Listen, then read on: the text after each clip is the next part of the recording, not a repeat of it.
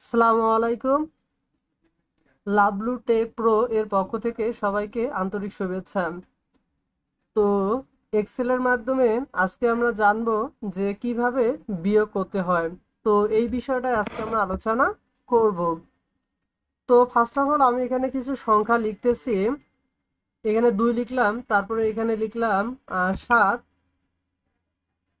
তারপর এই 2 এবং 7 যে সংখ্যা দুটো আছে এবং ঘর দুটো যে আছে সিলেক্ট করলাম। সিলেক্ট করার পর এখানে একটা কর্নারে প্লাস চিহ্ন দেখতেছি, এটা আমি কি করব, নিচের দিকে নামাবো।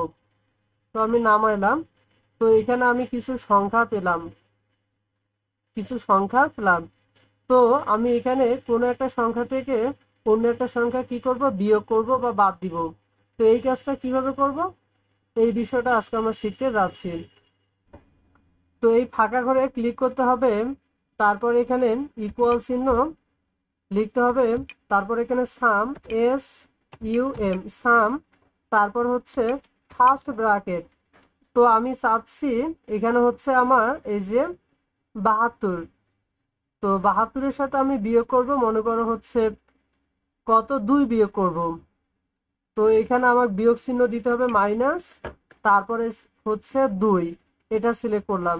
তারপর ব্র্যাকেট আমি ক্লোজ করব, তারপর এন্টার চাপ দিব। তো আমি খুব সহজে এখানে কত পাইলাম, 70 পেয়ে গিয়েছি। তো আমরা এক্সেলের মাধ্যমে এভাবেই বিয়োগ করতে পারি।